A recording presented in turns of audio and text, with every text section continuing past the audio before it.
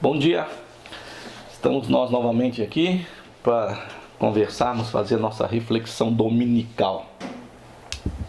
Eu gostaria de compartilhar com vocês um texto do apóstolo Paulo, que ele escreve aos Coríntios, à igreja de Coríntios, e ele vai falar sobre o amor. Na verdade, esse texto de Paulo de 1 Coríntios 13, ele está entre o capítulo 12, que fala sobre os dons, e o capítulo 14, que vai falar sobre a superioridade da profecia sobre as línguas, né? Mas ele vai, no capítulo 13, no meio desses dois outros capítulos, ele vai falar algo que ele entende que seja super importante, mais importante do que os dons e mais importante do que as profecias e as línguas. Ele então vai falar para nós sobre, vai nos mostrar, no caso, um caminho ainda mais excelente. E qual é esse caminho mais excelente que o apóstolo Paulo vai nos falar? Ele vai falar sobre o amor. É engraçado que vocês que me acompanham já há algum tempo, algumas pessoas já tiveram até aula comigo e tudo, e nós já sabemos que na nossa língua portuguesa a gente não consegue expressar o amor. Na verdade, eu sempre disse que nós não sabemos nem o que é o amor, porque no grego nós temos algumas palavras-chave que vai representar os amores, no caso. Nós temos então a palavra que está aqui no texto de Paulo, que é usada por Paulo, que é ágape, né? Que é esse amor, um amor sublime. E nós temos também um outro tipo de amor, que é a palavra grega para um objeto desejável, que nós desejamos, um objeto adorado. Ele está mais ou menos especialmente em questão do amor entre um homem e a mulher, que é o eros. Não é só especificamente um sexual, pode ser, como eu disse agora, um objeto desejável, adorado. Nós temos outro termo grego também, que é o filia, que é o amor, a amizade, filosofia, a amizade, o amor ao conhecimento, a filosofia no caso. E nós temos também uma outra palavra que quase não se usa, que é storge. Storge seria então o amor em relação aos familiares, em relação ao pai, à mãe e aos familiares aí. Então nós temos o eros, o filia, o storge e o ágape. Todos esses amores, menos o ágape, são amores que eles exigem alguma coisa do outro, né? Sempre tem uma exigência. E o amor ágape, ele é um amor puro, ele é um amor, seria o amor de Deus para conosco. Então esse termo ágape, ele vai nos dar essa afeição mútua, né? Ela expressa uma valorização altruísta pelo objeto amado. Nós temos então o amor de Cristo por nós, que é um amor que se doa até pelo seu inimigo. E nós temos então esse amor de Deus representado em Cristo Jesus para a humanidade. Então vamos ver o que Paulo vai falar sobre esse amor. Nesse texto que eu tenho, que é o texto Recept que nós usamos, nós temos dois textos principais de tradução bíblica, um majoritário. No texto majoritário, que algumas denominações usam, nós temos 9 palavras ágape naquele texto. E nesse texto aqui, o texto Recept, nós temos 8 palavras apenas, omite uma, se não me engano, no versículo 4 do outro texto, que também esse texto também é uma briga para saber qual que é o texto mais importante. Muitas coisas a gente deixa de lado, né? Então Paulo vai nos falar sobre essa questão mais excelente, que é a supremacia do amor sobre os dons, sobre as línguas, sobre a sua profecia, na verdade sobre tudo, né? Então Paulo começa assim: ainda que eu fale, eu tenho dois textos aqui, eu tenho uma na linguagem NVI, na linguagem de hoje, e tem também na revista e atualizada. Ainda que eu tenha o dom de profecias, mesmo que eu fale profecias e seja um profeta, e eu saiba todos os mistérios e todo o conhecimento, e tenha uma fé capaz de mover montanhas, se eu não tiver ágape, nada serei. É interessante nós aqui notar essa questão de nada serei aqui por enquanto, tá bom? Então, se eu tenho dom de profecias para profetizar, se eu tenho conheço todos os mistérios do que existem e todo o conhecimento, e tenho a fé para transportar as montanhas de um lado para o outro, se eu não tiver amor, nada serei. Eu lembro que na questão da alquimia, que seria ir do obscuro e escondido para algo mais obscuro e escondido ainda. Então, se todo esse conhecimento aqui, os mistérios, mas se eu não tenho amor, para mim, nada eu serei. Então, continua aqui, entendendo que todos os mistérios e conhecimentos, Paulo, então, emprega uma hipérbole, no caso, que é um exagero, na verdade, né? Para expressar a quantidade de conhecimento adquirido que nós poderíamos ter e não vai resolver nada para nós. Então, no versículo, nós estamos... eu já comecei no 2, infelizmente, vou voltar no 1 aqui, que eu pulei o 1. Passo agora a mostrar-lhe um caminho mais excelente, no caso. Ainda que eu fale as línguas dos homens e dos anjos, se não tiver amor, serei como um sino que ressoa ou como um prato que retine. Então, se eu falo todas as línguas dos homens ou as línguas dos anjos, dos mensageiros de Deus, mesmo que eu faça isso, se eu não tiver amor, eu sou como um sino que bate, puf, um prato que retine, pim, e que depois esse som acaba. Também não serei nada também. Nada. Né? Então, o primeiro aqui, já falei do segundo, comecei no segundo errado aqui. E vamos para o terceiro versículo que diz: ainda que eu dê aos pobres tudo o que possuo e entregue o meu corpo para ser queimado, se não tiver amor, nada disso me valerá. Então nós temos aqui o nada serei no versículo 2 e nada disso me valerá. Eu posso então dar tudo que eu tenho para os pobres, tudo que eu possuo. Posso até ser queimado, nós lembramos algumas situações antigas em 1970, 80, quando os monges se queimavam, colocavam fogo em si mesmo, não é isso? Se eu não tiver amor, não adianta dar para os pobres tudo que eu tenho, não adianta eu ser queimado, não adianta eu ter conhecimento nenhum, não adianta eu saber todos os mistérios e não adianta eu ter fé para transportar uma montanha. Não adianta, sem amor, sem o ágape, o amor sublime, nada disso é importante para nós. Por quê? Aí no versículo 4 vem algo interessante. O amor é paciente, né? E nós somos muito impacientes. O amor é bondoso. O texto bíblico fala de Jesus falando para um rapaz de que ninguém é bom. Só existe uma pessoa que é bom, que é Deus. E veja só que Jesus também se coloca nesse parâmetro de que também ele não é bom. Por que ele fala isso? É porque ele estava em carne. Então, por que você diz para mim que eu sou bom? Só existe um bom que é Deus. Então o amor é paciente. O amor é bondoso. Porque o amor é Deus. João fala que Deus é amor nas suas cartas, né? O amor não inveja, não se vangloria e não se orgulha. Não é orgulhoso, né? Não é jactancioso com a vanglória dele. Esse é o amor, que ele é paciente, ele é bondoso, não inveja, não se vangloria e não se orgulha.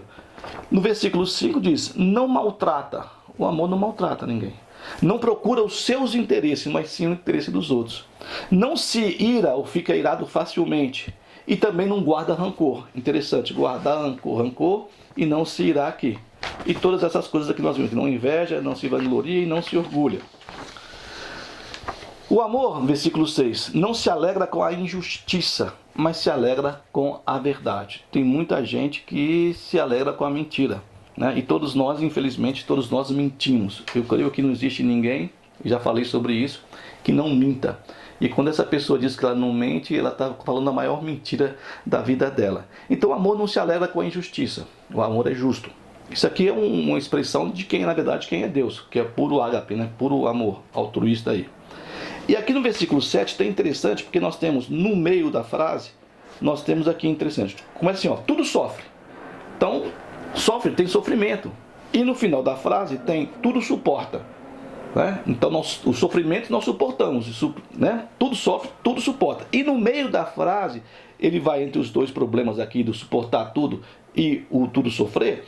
Tudo crê, tudo espera. Do melhor do outro, do melhor de nós mesmos, do melhor do mundo, e também crê nisso aí também. Então, apesar do sofrimento e de suportar o sofrimento, tudo crê, tudo espera. No versículo 8 diz: o amor nunca perece, nunca morre. Mas as profecias, que ele vai falar depois sobre as profecias no capítulo 4, vão desaparecer. As línguas, que também ele vai falar no capítulo 14 depois aqui, vão cessar, né? E todo o conhecimento que nós temos, ele passará, né? Podemos ler todos os livros aqui e tudo, temos conhecimento, mas isso vai acabar. Só o amor permanece para sempre. O amor não perece, nunca termina. Aí veio o versículo 9. Pois em parte conhecemos e em parte profetizamos. Nós conhecemos alguma coisa e profetizamos algumas coisas sim. Mesmo que você não seja profeta, você pode até profetizar, né? Eu lembro no texto que eu estou lendo do Freud, que a mãe dele e o pai, eles estavam quase profetizando. Na verdade, estavam profetizando de que o filho ia ser alguém na vida. E realmente o filho foi um grande personagem da história, né? Mas eles estavam profetizando, essa criança vai ser diferente. Então, no versículo 10 diz: quando, porém, vier o que é perfeito, aqui seria a volta de Jesus no caso, o que é imperfeito desaparecerá. O que é imperfeito somos nós, com o nosso falso amor. Nós dizemos que amamos com a boca para fora e o coração nosso está longe. É complicado porque nós, na verdade, não sabemos, como nós vimos aqui a palavra ágape do grego, hieros, storge e filia, ou filéu, né? Nós realmente não sabemos o que é o amor. Mas o que é o amor representado e o que é perfeito seria Jesus Cristo, seria Deus. E nós cremos, no caso, os cristãos, que Jesus voltará e levará aqueles que creem nele para uma nova existência, uma nova vida. Então no 11 diz assim: quando eu era menino, falava como menino, pensava como menino e raciocinava como menino. Quando me tornei homem, deixei para trás as coisas de menino. Bom, é interessante porque hoje a gente tem até uma música, quando a gente quer pequeno, a gente quer crescer. E quando a gente está crescido, quer voltar atrás, né? Acho que é Trem Bala, se eu não me engano, o nome da música. E já até falamos sobre isso aqui também. Então, quando nós somos bebês, nós somos maravilhosos, somos amados, somos queridos, nos sentimos o centro do mundo, não é isso? Somos ali, sabem quando nós estamos chateados ou com raiva por causa do choro, e a nossa alegria também quando o bebê, nossa inocência está ali manifestada. E quando nós crescemos, viramos esses monstros que nós viramos aí, né? Os monstros que nós somos. Talvez você não seja monstro, né? Mas a maioria, e eu estou no meio, somos monstros. Mas quando eu era menino, eu falava como menino, pensava como menino, raciocinava como menino. Mas eu me tornei um homem e deixei para trás as coisas de menino. Aí no versículo 12: agora, pois, vemos apenas um reflexo obscuro, como em espelho. Esse espelho que Paulo fala não é o espelho como nós temos hoje, um espelho maravilhoso, perfeito, que você consegue ver perfeitamente. Temos até espelhos anti-embaçantes para colocar no banheiro. Não existia espelho como nós temos aqui hoje. Aquilo seria um tipo de um bronze bem polido e que você se via obscuramente, né? A sua silhueta, a sua face. Tem o filme A Grande Muralha, com o Matt Damon, que ele chega no castelo do chinês lá e ele entra numa sala e tem um espelho. Ele não tinha se visto como ele era, ele viu lá o espelho lá, dos chineses bem polido, e deu a ideia mais ou menos. Então é algo obscuro, né, que a gente não consegue ver. Mas depois disso aí nós veremos face a face. E ele diz assim: agora eu conheço em parte. Então conhecerei plenamente, né? Da mesma forma como eu sou plenamente conhecido. Então também temos aqui como eu sou plenamente conhecido. Nós não nos conhecemos. Mesmo que nós olhemos por um espelho, e hoje o espelho que nós temos, que não é obscuro, nós não nos conhecemos, não sabemos quem nós somos, né? Mas vai chegar um dia que nós vamos nos conhecer plenamente como nós somos realmente, porque ele também está dizendo novamente aqui que a volta de Jesus fará isso aqui, né, para nós. E fechando aqui o texto aqui, a perícope aqui: assim permanecem agora estes três. Ele fala sobre a fé, a esperança e o amor. Mas o maior deles, porém, é o amor. Então você pode ter fé, pode ter expectativa, a esperança, mas o maior de tudo é o amor. Por que eu, lendo esse texto, e aqui nós poderíamos conversar sobre esse texto para o resto do ano, né, até dezembro de 2023 aqui. Mas por que eu queria destacar essa questão de nada disso me valerá, né? Eu serei como sino, ou nada serei, e essa questão de ser plenamente conhecido. É interessante porque um texto de Jesus aqui em Lucas, no versículo 27, Jesus está citando pro intérprete da lei aqui, Deuteronômio 6:5 e Levítico 19:18, né? Jesus pergunta para ele o que está escrito na lei. Você é um conhecedor profundo da lei, é um cara que interpretava o Tanar lá, e ele diz assim: A isso respondeu o cara pro Jesus, o intérprete da lei. Amarás o Senhor teu Deus. Então, primeiramente, amar a Deus. O amor ágape aqui, né? É isso? De todo o teu coração, de toda a tua alma, de todas as tuas forças, de todo o teu entendimento. Então, o ágape é recíproco, no caso, em relação a Deus. Você tem que amar, porque Deus, ele é ágape. Ele é esse amor perfeito, esse amor, tem essas qualidades amorosas aí, que brota em relação ao outro, que não exige nada, não é exigente. Deus é esse ágape, ele é ágape, ele é perfeito, né? Ele não tem inveja, não se vangloria, ele não se orgulha, ele não maltrata, não se ira, se bem que no texto bíblico Deus se ira algumas vezes, né? Não se ira, aí completa aqui, facilmente, né? E não guarda rancor. Nós temos aí a questão de muitas vezes nós nos sentimos culpados. E o texto bíblico diz que Deus, quando nós reconhecemos a nossa culpa e nós buscamos a face dele, ele lança para o mar do esquecimento todos os nossos erros e enganos. Então nós continuamos ainda com as culpas, né, sobre nós, mas Deus não está nem se lembrando mais do que nós fizemos. Aí quando ele fala assim, você tem que amar o Senhor, você tem que ser um amor ágape pelo Senhor, de todo o seu coração, de toda a tua alma, de todas as tuas forças e de todo o teu entendimento. Olha só como é uma questão mais profunda de nós dizermos, eu te amo, né? É muito mais do que isso. Aí ele completa, e amarás o teu próximo. Você não tem que ter só esse amor só em relação ao seu Criador, a Deus, né? Você também teria que ter esse ágape, esse comportamento, esse sentimento em relação ao teu próximo. E aí ele continua aqui, né? Como a ti mesmo. É aí que está, para mim, hoje, o que nós poderíamos entender desse texto, dessa reflexão, desse amor por Deus, desse amor por próximo e, mais importante, desse amor por nós mesmos. Porque aqui ele está dizendo, ao teu próximo como a ti mesmo, com o mesmo amor, com a mesma força, com a mesma intensidade da alma, do entendimento, né? De todas as suas forças, você então amar a si mesmo também, ao próximo e a Deus. Por isso que eu destaquei, né? Eu serei como um sino que ressoa. Nada. Né? Esse é o pensamento. Se eu não tiver amor, aí no versículo 2 eu destaquei, eu nada serei. E tem muita gente, inclusive eu, e nós estamos tentando mudar para dizer, olha, eu não sou nada. Né? O que eu faço não adianta nada, é como bater no sino, bater na panela e sumiu, o som acabou. Né? E se eu tiver também todas essas coisas aqui no versículo 3, né, se eu tiver tudo e entregar, se eu não fizer isso com amor, e os 3 versículos aqui iniciais também está o amor presente, nada disso vai me valer. Então eu tenho que entender que isso que Jesus falou, que está simplificando, e depois ele vai falar, olha, é isso que é o Evangelho, é isso que é a verdade. É aquilo que simplifica o que Moisés e os profetas disseram, que era amar a Deus acima de todas as coisas, ao teu próximo, e esse amor que você tem por Deus, ágape, pelo teu próximo e por você também, né? Para que nós não caiamos nessa questão de nós sermos, não entendermos e não nos amarmos, e reconhecermos que Deus nos ama, apesar de nós sermos como nós somos. Eu falei agora de culpa, que nós jogamos sobre nós culpas, que Deus já não se lembra mais. Nós temos aí muitos pensamentos de que Deus não nos ama, que Deus não nos abandonou, porque Deus ama o outro, não ama a mim. Nós temos as situações que nós passamos, e ele vai dizer que o amor tudo sofre, né? E tudo suporta.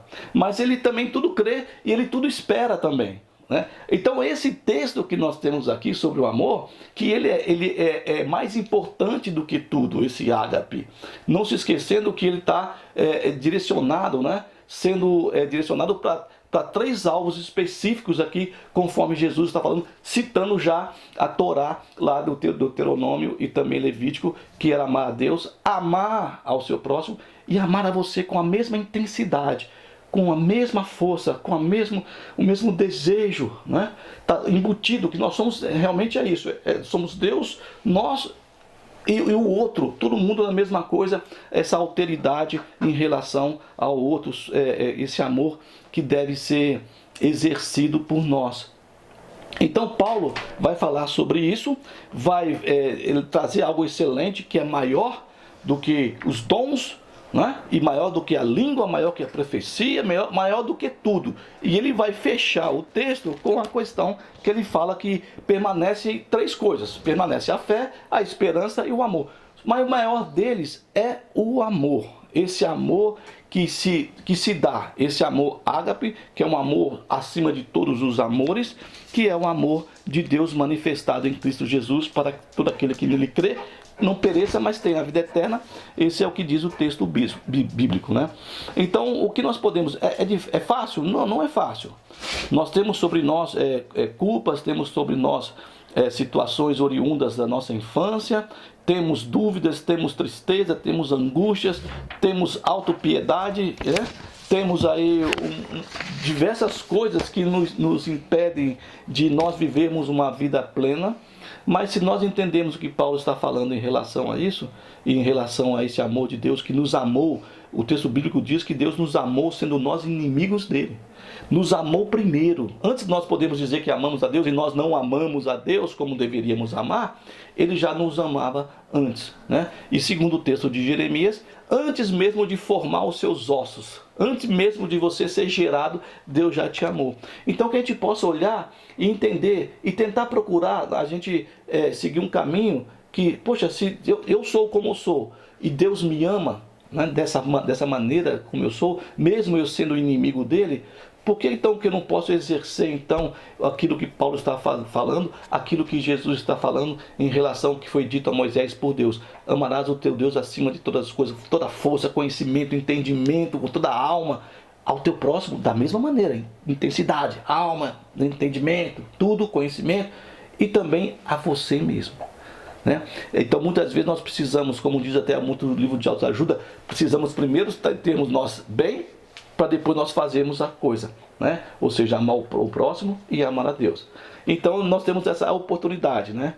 Não é eros, não é estorge, não é filia, é ágape, o amor puro, sincero, elevado, que nós precisamos entender o que é, que expressa essa valorização de quem nós somos, de que o outro é, e muito mais do que Deus é.